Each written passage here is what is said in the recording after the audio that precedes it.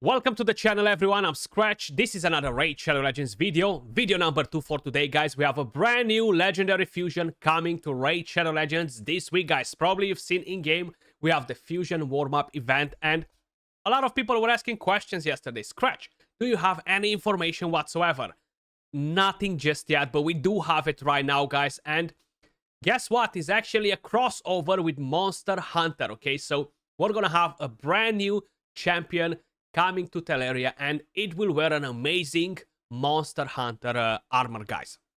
We're gonna go over the champion's kit. We're gonna see if the champion is worth it, and let's actually quickly go over the details. On Thursday, January 11th, we're planning to launch a champion fragment event with a brand new champion, Zinogre Blademaster.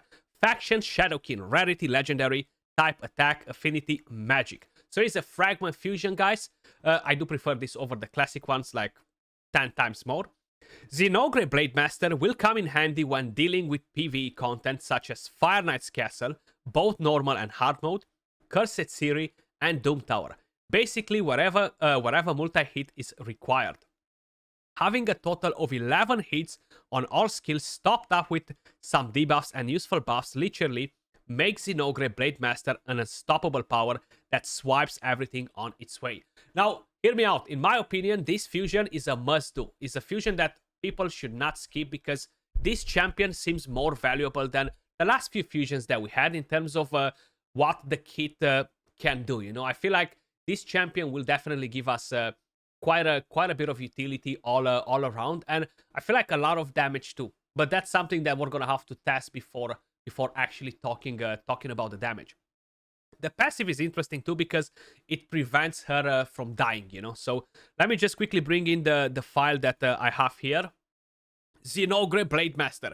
She does look freaking amazing, actually. Love the weapons, love the armor. Actually, they've done a great job at a Monster Hunter crossover. I've done a previous video before talking about the 7-day login champion. If you haven't checked that out, and we kind of like went in a few more details. But overall, the champion looks pretty nice. So the Blade combo, guys. Attacks an enemy 3 times, has a 30% chance of placing a weakened debuff for 2 turns. Then the A2, the Blade Strike, attacks one enemy 4 times. Each hit increases this champion's turn meter by 5%. Also puts increased speed on all of your team on a 3-turn cooldown. Then you have the Blade Spin, which is the A3, on a 3-turn cooldown, fully booked as well. Attacks one enemy 4 times. Before attacking, places an increased attack buff on this champion for 2 turns. The first and the second hit each have a 75% chance of placing a leech debuff for 2 turns. The third and the fourth hit each have a 75% chance, fully booked 100 for both, of placing decreased attack debuff. So basically, decreased attack, weaken, increase speed on all of your team, leech, and the passive increases the damage this champion deals by 1% for every 1% of the HP lost, stacks up to 50%. This increased damage doubles if a target is under decreased defense debuff. So if you're going to have defense down, if you're going to pair her with a 7-day login champion, she will deal extra damage when she has her HP dropped a bit, you know. Then prevents this champion's death and keeps them alive on 1 HP when hit by a fatal hit. If this skill prevents this champion's death, heals them by 50% of their max HP. And of course, it will not prevent the champion's death if she's under heal reduction. And she has an aura that increases ally speed in dungeons by 30%, okay? So yes, I do think that she's an awesome fusion and a must do. Now, she will bring a lot of utility even for a lot of people looking to progress through the game. If you need a good damage dealer for your clan boss team, she can be the one. Bringing you leech, weaken, and defense and decrease attack. Sorry. So those are a lot of things that are coming in from one single champion. Plus, on Giant Slayer, she can potentially bring in quite a bit of damage too. Seems like all the skills are giving her 20% extra damage. You know.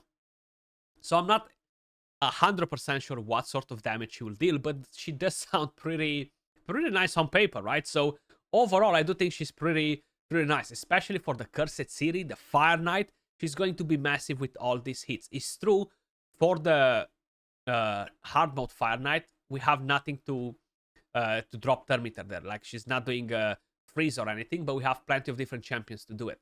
she can be a nice damage dealer that will give you increased speed too. That's the nice touch of it, you know. Plus increased speed aura in dungeons, 30%, you know, which is pretty damn big. But let me quickly show you all of the new champions, guys. All of the new champions, because we actually have quite a few that are in game. 5 of them to be more specific, you know. And we do have her in game as well, so we can see her right here at the Shadowkin. Where is she hiding? Because we do have her. Zinogre Blade Master, Shadowkin, Magic Affinity. So she looks pretty nice as a champion. Pretty good base stats overall, you know. I'm definitely gonna do a guide on her probably today or tomorrow. I'm not 100% sure just yet. We've seen the 7-day login champion in the previous video. Probably you can see it in the game yourself as well. So feel free to check it out. We already went over the kit. We're not gonna do that again, you know. We have a new mythical which we checked in the previous video, and let's actually check the other new champions that are coming to the game. So we have our Nergigant Archer. So she looks nice too. She has a very sick armor, like very sick armor, and with the A1 places an increased accuracy buff on this champion for 2 turns. She's a defense champion, Spirit Affinity, fairly good stats. Then the A2 attacks all enemies, has a chance of placing a stun. If the target is a boss, has a chance of placing decreased speed instead. Also decreases the thermometer of enemies under a stun debuff placed by this skill by 20%. And fills the thermometer of all allies by 10% if a 30% decreased speed debuff is placed by this skill. So if you are going against bosses, basically. Then you have the A3 attacks all enemies, places a Hex debuff for 2 turns and a Provoke for 1 turn. If the target is a boss, places a Hex debuff for 3 turns and a Provoke for 2 turns instead. I like this. This is actually very nice for Hydra. Very good provoker, actually. Very good provoker. And you have the, because this is on a 3-turn cooldown, fully booked. Then you have the passive, heals all allies by 10% of their max HP when attacking enemies under a Hex debuff. If there are multiple champions on the team with this skill, only one will activate. Increases this champion's defense by 5 each time this champion receives a hit from an enemy under a Hex debuff, stacking up to 30%. And you have a defense aura for dungeons, which unfortunately is not for all battles, but she can be great for Hydra, you know. So that's one of the new champions. Then we have one right here at the Dark Elves, and that is Fatalis Blade Master, a new Void Legendary HP based champion. My god, he's gonna be everyone's most wanted, okay? Everyone's most wanted. I'm definitely gonna do a guide on this one first. So basically, attacks an enemy, ignores 15% of the target's defense if this attack is critical. Also has a chance of granting extra turn. The A2 attacks one enemy, will ignore Strengthen, will ignore Stone Skin, will ignore increased defense, will ignore ally protection buffs, also ignores 15% of the target's defense if the attack is critical. Decreases the target's attack by 10%, stacking up to 30%.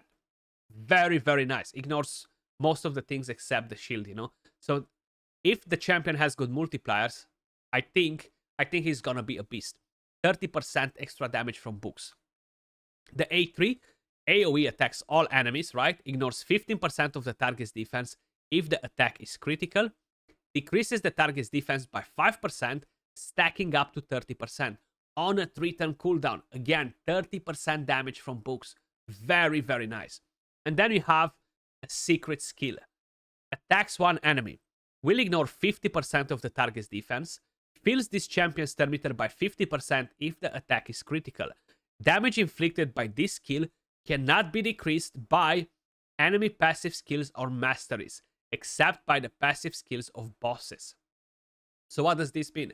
Taras might finally get his ass bullied by this champion.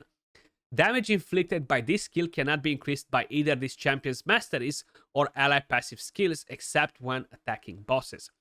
This is a secret skill and only becomes available when any 3 of these champion skills were used in a round. So you need to use A2, A3, A1 basically, then secret skill, which is fine.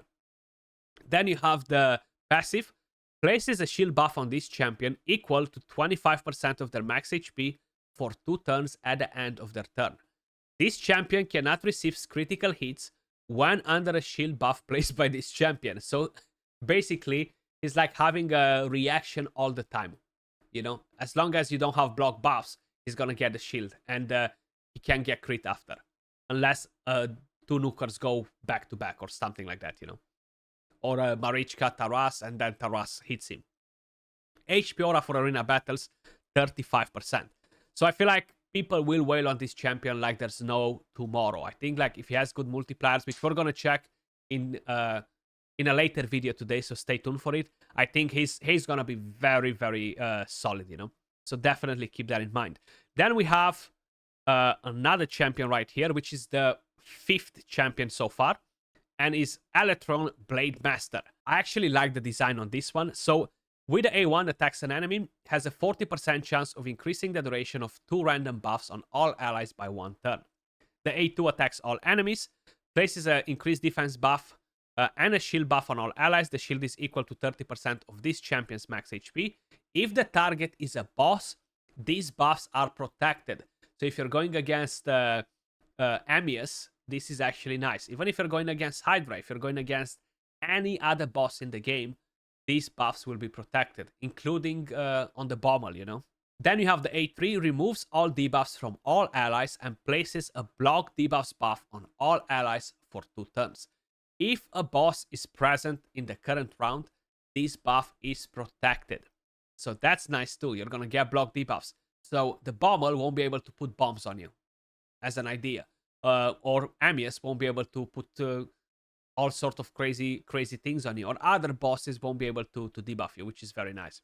The passive heals the champion's turn meter by 5% every time a debuff is placed on them.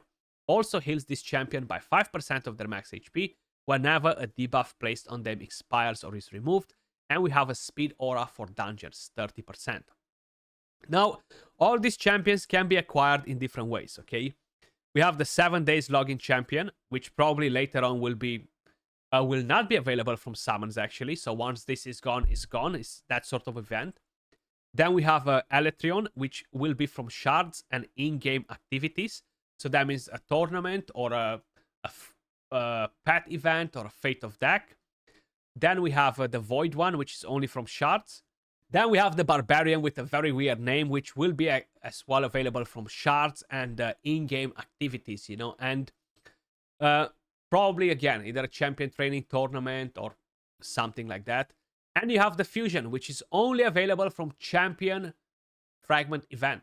Once the Fusion is gone, you're not going to be able to get that champion ever again, okay? So keep that in mind as well. That's another thing to must do, the Fusion, if you want to put your hand on that champion. Let me know your thoughts in the comments down below. As usual, appreciate every single one of you guys watching. Keep an eye on the next video, and I'll catch you all in the next one. Peace.